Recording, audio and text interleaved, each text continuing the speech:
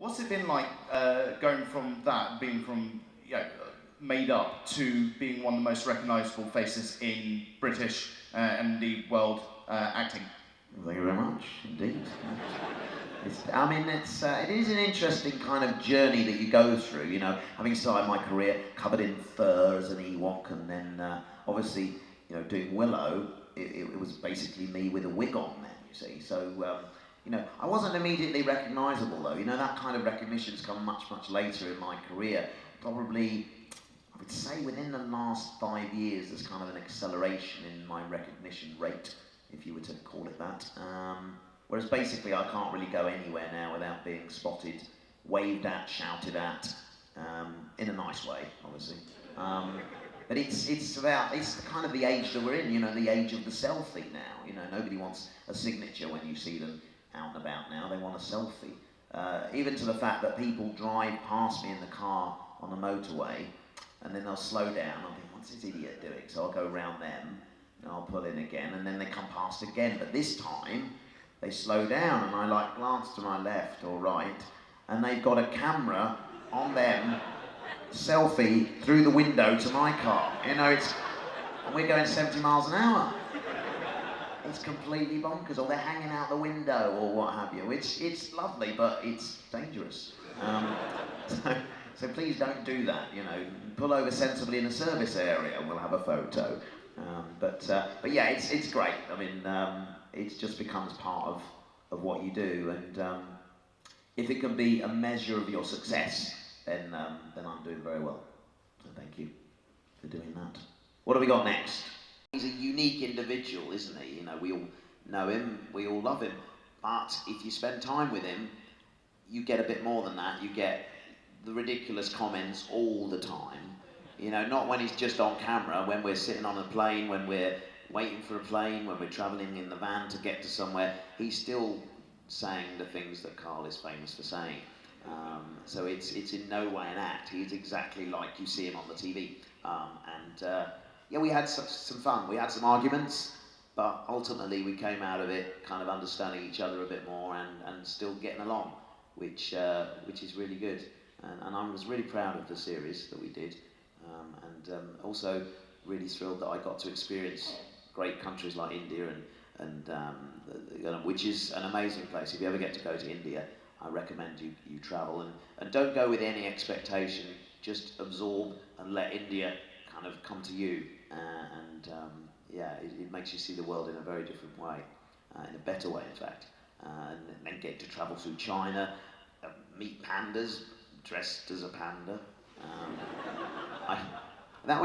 They said you can get up close to a panda, but you have to dress as a panda. So we were like, yeah, okay, we'll go along with it. It was like 100 degrees, and you're putting a furry suit on, and we went in there, and this panda's up a tree for ages, looking down at me and Karl making absolute fools of ourselves, then it started to come down the tree, and then the guy that was running the sanctuary shouted, "Right, get out!" I thought he was talking to the real panda, but no, he was talking to us. We had to then evacuate, because if he'd have got anywhere near us, it would have confused him too much. So we didn't get up close and personal with a panda. It was literally dress up and look silly for no apparent reason. Okay, so Life's Too Short was an idea that I originally pitched to Ricky and Stephen, who loved it, and then it became the series that it became. But it is quite tightly scripted, you know. It feels very loose and very improv, but we'll throw ideas around in the office and in the writing, and the way that they write is in a very kind of real way anyway. So yeah, it's tightly scripted, but we'll do a few takes that's exactly what's in the script, and then we'll just play with it a little bit, and then you never quite know what's going to happen at those points. Especially when we have our cameos, like Johnny Depp, I was never sure of the next thing that was going to come out of that man's mouth. I mean, seriously, all that stuff was, you know, the kind of when he was playing the flute and getting me to do the river dance things. I mean, I just didn't know what he was going to say next. And at one point in that scene, it's not in the finished episode, but he goes, "Come on the bed," and he. I'm on a 4-poster bed in the bedroom. He said, "On the bed, Mike, start jumping." So then he leapt on the bed with me and said, "Kiss me." And then I So I started laughing, and all I heard was Ricky from the other room trying, sort of laughing himself, going, "If Johnny Depp says kiss you, kiss him." Yeah, I didn't kiss him though, because I thought if I do, it'll be around forevermore. So, but yeah, me and Johnny Depp rolling on a four-poster bed. There's an image for you. And it was interesting, Johnny had stayed in the very same room that we filmed in this particular hotel. And for those of you who haven't seen this, there's a scene where he's trying to get in the kind of mindset of the character Rumpelstiltskin, and he said there's a scene, and he's using me for research, he said there's a scene where Rumpelstiltskin comes out of the sewers, and then it cuts to me, I can't even say this out loud, sitting in his toilet in the hotel room, right? And for the scene, they said, don't worry, we've really cleaned this loo, and we've actually drained all the water out and everything. It's pristine. So I'm sort of kneeling in this toilet. Oh, it's unbelievable. You know, which way's my career going now? Literally down the toilet. But Johnny leaned over and he went, "You know, I've stayed in this room. You wouldn't believe what happened in that toilet." Thanks for that. Thank you. Okay, who's got the next question? Hello. Hello. Hey, Warwick. My first question is, where can I get a copy of the Bollywood film that you and Karl made? Because I think we'd all love to see the full. You know, it is. There is a film of it that they sent me. So you've got all this brilliant sort of Bollywood acting and performance, and then me and Karl pop up in it. I mean, it's bizarre. But what was it called? Something like Shangri-La or something. I forget what it was called exactly. But what was funny, when we were doing this, we were involved with a Bollywood movie. And I just kept laughing, because the way that they make a Bollywood film is quite different to they make a film here. Health and safety does not exist, quite frankly. So there was electricians carrying lights around while they're still switched on, you know, sort of plonking it down, and you just had to be on your toes. And the way that they, normally when you do a film as well, they'll go, right, okay, stand by everyone, quiet, okay, here we go, roll cameras, sound speed, and then they will mark it, clapperboard comes in, and action. So that's kind of, for an actor, you kind of go, okay, we're settling in, we're getting ready to do this. But in a Bollywood movie, it's literally like, here we go, clapperboard, action! And you're never ready for it. It's just really that quick. They literally, the clapperboard goes and you've got to start acting, and I just kept laughing, I mean, honestly. And then the director, the more annoyed the director got, the more I kept laughing. And then Karl started laughing, and it was just, they were sort of, "You're not taking this seriously," and I was like, sorry, it's fine. But watching Karl act, you can't help but laugh, honestly. It's really funny, really funny. Yes, over here. Me again. The big thing at the moment for celebrities is the lip sync battles on Sky and throughout America.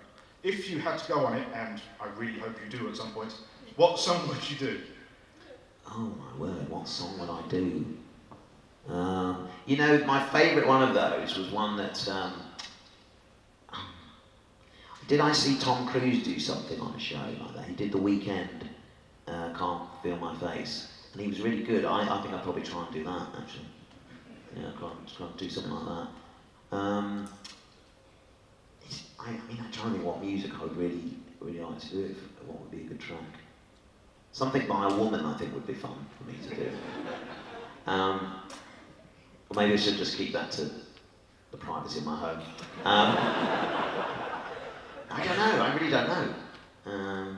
Or do something old, you know, something classic. I used to really love the group Madness, so I'd maybe do a Madness song. That would throw everybody out of it, wouldn't it? Like, what on earth is this? You know, me doing Welcome to the House of Fun or something. Yeah. There's an image for you.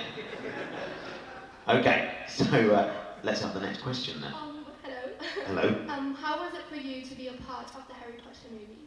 Oh, it's great. It was a lovely experience. Getting to work with the cream of British actors was fabulous. I mean, the first day I sat at the head table, you know, and I looked to my left and I've seen people like Maggie Smith, lovely Richard Harris was there. We've got Robbie Coltrane. We've got the brilliant Alan Rickman. And I think, how did I end up here? I didn't feel worthy amongst this distinguished company. And yeah, it was just a wonderful experience, and I'm so glad to have been asked to do it. Thank you. Hi. Well, we're going to have time for 3 more questions, and I'm going to move on to the last part of the show, which which would be quite fun. Hi, you've probably been asked that a lot of times, but which Harry Potter was your favourite and why? I enjoyed Prisoner of Azkaban as a novel. I also like that film as well, but Deathly Hallows Part 2 was my favourite because, why was it? Because I was in it twice. And I got the best of both worlds because I got to have a sort of die, which is great. If you're a character and you get killed off, it's fabulous. But it's a bit disappointing because you're not in it anymore. But then I was, because I was another person. So it was an absolute result. So yeah, Deathly Hallows Part 2, I did enjoy that. And it tied up all the loose ends and it was exciting and dramatic. My favourite moment is me with the wand making that shield thing all heroically. Did you think it was heroic? Yes, she's nodding. Okay, got time for 2 more questions. Where are we? Hi, Warwick. It's got to be a good one, no pressure. No worries. So everyone's here obviously because they like your shows, your films, but what is your favourite thing to watch that you're not actually in? Oh, what's my favourite thing to watch that I'm not in? Nothing really. My kids have been brought up on a diet of my projects, you see. So that's kind of all we're used to having on in the house now. And that's the reason I have to keep on working, so we've got something else to watch. What do I like watching? What do I mean, that's an interesting question, because I like watching documentaries, really, and they're never really any specific series or that, but I do like a good documentary. Oh, gosh. I've been watching Britain's Got Talent. Quite like that. Quite like a bit of that. I don't know who won though, or who's. I haven't been watching this weekend, so I don't know what's going on. But I like a bit of that because I know how it feels to get up on stage in front of people and do something, you know. And you're putting your soul on the line, really. You're kind of exposing all. Not literally, I wouldn't do that. But yeah, so I know what it takes to do that. So I admire some of those people. Good question, though. Right, is this the last one? Did I say? Here it is. What was your sort of initial reaction when you were approached by like the YouTube group, the Oxcast, to do a particular video? Like, what was it? Like, what was your sort of initial reaction? My initial reaction. So the Yogscast, obviously very famous YouTubers. I didn't know anything about them basically. They kept writing, and I kept seeing Yogscast, delete, move on, for a couple of years. And then at events like this, people started saying to me, well, about DAS and about sinks and stuff, and I was like, what on earth they're talking about? So I looked into it then and thought, oh, these guys are they're obviously pretty cool, everyone likes them. So I agreed to kind of meet up, and we did this whole thing with Simon interviewing me, and everything he handed me, you've got to check this out, it was really funny. Everything he hands me out of shot, and then I get it, but it's massive when I get it, you know, so stupid, but really funny. And so we did that, and everybody loved it, and then I went to their offices and we did some stuff, and then I cast Simon and Lewis in a series that I was producing for YouTube called Dwarves Assemble, and you should check it out, it's funny, and I'm in it as well. We got Simon in as a kind of guest, and Lewis as well, so they did that. But yeah, I mean, it's a phenomenon. These people, these YouTubers, are kind of, they're more famous than TV and film actors on occasions. If you're talking to the right crowd, you know, it's pretty incredible. And I get asked a lot about Simon. But he is funny. He's genuinely a funny guy. But yeah, hats off to them and the success that they have. My son Harrison's trying to follow in their footsteps and become a YouTuber. He's got his channel. He just needs subscribers now, so if you are on there and you fancy subscribing, Harrison X Gamer, he does Minecraft videos and other things. He gets me involved, so if you want to see me play FIFA very badly, then tune in. It's quite amusing, and I've done a couple of other videos with him as well. So Harrison X Gamer, if you can subscribe to him, he'd be delighted, and I'll get some dad points as well for saying it. So thank you for that. Right now, so thanks for that question. On to the last part of the show. Something I'm really excited and passionate about being involved with is this brand new musical project called Eugenius. And I've got a very special guest to introduce now. A brilliantly talented man by the name of Mr. Ben Adams, who is the composer and co-creator of Eugenius. Please welcome Ben to the stage. And he's bringing his own... I know. Bringing my own chair. Perfect. Otherwise I'd have to kneel before you. I'm sorry about that. That's You have to bring your own chair. So, Ben, I'm going to let you tell the story of kind of the kind of genesis of Eugenius to start us off with, and then we'll tell the people a bit more about where it is now. Absolutely. Well, Eugenius is a musical that myself and my co-writer Chris Wilkins basically started writing quite a while ago, and we'd always wanted to write a musical together. And he's very, very influenced by comic books, and he comes to Comic-Con every single year dressed up as a different character. He's probably around somewhere today, dressed as Batman or something like that. It's been quite an exciting project, really, and it's been really great to sort of come up with our own superheroes. One of the superheroes that we came up with is called Tough Man, which is sort of a take on He-Man. That's the name. But it's been really great, and it's all sort of based in the 80s, because we're 80s kids, so lots of 80s references and comic book references, and it's about it's about a kid that is at school, and he writes comic books, he gets visions through his dreams and sketches all of his ideas down, and then the long and the short of it is, his idea gets picked up by Hollywood producers, it goes to Hollywood, all goes very badly. His whole story is sort of a big mayhem extravaganza, really. It just goes all wrong, nothing like he envisaged.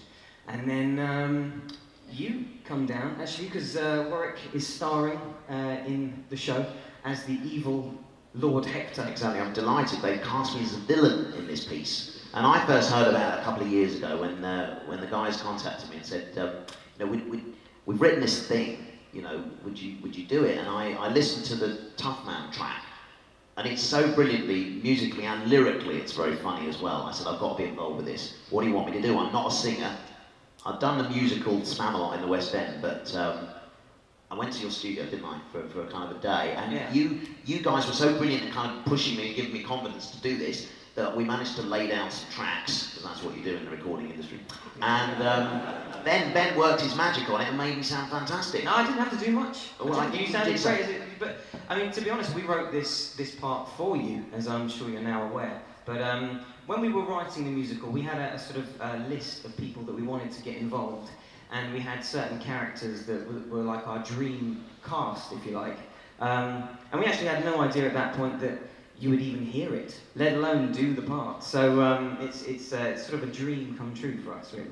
And tell me about the other person you got, Mr. Brian Blessed. Brian Blessed, yeah, he's it was amazing. We actually went round and recorded in Brian's shed at the bottom of his garden, which it was more like a summer house. I think he'd prefer me to call it that, but it looked a bit like a shed. He provided, I mean, you know Brian's voice, it's brilliant. You probably didn't even need a microphone. Well, no, I actually had to pull the mic right back to the back of the garden to record him. But no, he does it great. He sort of starts the entire show off with, he's the voiceover, isn't he? He's called the Great Space Lord. All very silly, as it's not exactly Shakespeare, is it? But it's our take on Shakespeare. But no, it was fantastic to get him involved, and he'll be still on the voiceover when we perform it. Well, when you perform it, I'll be sitting watching you. Well, tell us about this. This is very exciting. I'm now on board as a co-producer of this show because I believe in it so much, and as a kind of basically a way to kind of let the world know that this show is about and is coming into the West End next year. Fingers crossed. We're putting on a special concert performance, aren't we? Yep, it's going to be at the very small Palladium in London. So you know the one, the London Palladium, have you heard of that? On that stage. Yeah. It's, we were going to do a workshop in, I think most workshops, it's not really a workshop, it's like a concert performance, isn't it? But most of them for new musicals are done in sort of small theatres. But we thought, well, we loved it so much that we thought, why not let's go big? And let's just go into the Palladium and show people what it's all about, really. And we wanted to have a chance to invite some other people along, didn't we? Of course. So you guys can get tickets to this one-night only event on the 29th of June, so just about a month away now. And there's usually these are kind of closed doors events in small theatres for invested type theatre-y people. But you can come along. There's a special souvenir as well if people do come, isn't there? Yeah, there is. We're not going to tell you what it is. Oh, you don't want to tell? No. I don't think we should. No, okay. It's very special. But I think the main thing that we wanted to do is, I'm not really from musical theatre world, so I've been to see a lot of musical theatres since starting to write a musical to sort of catch up on my musical theatre knowledge. But I think we wanted to create a musical that wasn't just for musical theatre lovers, really. We wanted to do something that, I would love to go and watch, and with themes that I love and the kind of music that I love. So I think Book of Mormon, has anybody seen that? A few people, that's good.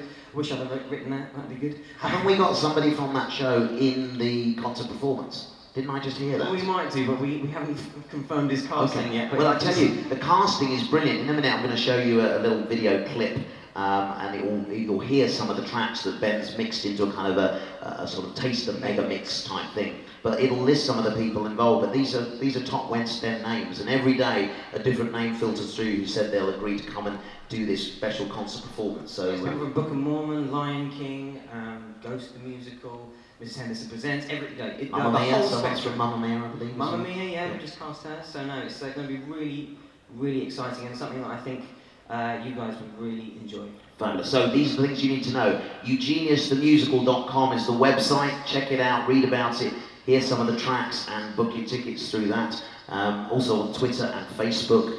There's a podcast on iTunes. There is. Ben here and Chris talk about the show, and we'll continue to add to that as we go through the rehearsal period up to the 29th of June. So if you're interested in following it that way, you can do that. Fabulous. Anything else we need to tell these lovely people? Not really. Just go and listen to the music and enjoy it. Tickets are only 20 quid, so it's a bargain. And even if you don't like musical theatre, I think it's going to be something that you're all going to enjoy. You're going to be there as well. I'm going to be there on stage. Playing the evil Lord. Attempting to sing. Well, it's called sort of rapping, isn't it? This is your rapping. It is. No, you've been very gentle with me. I have no sort of long notes to sing, so I appreciate it. It's great.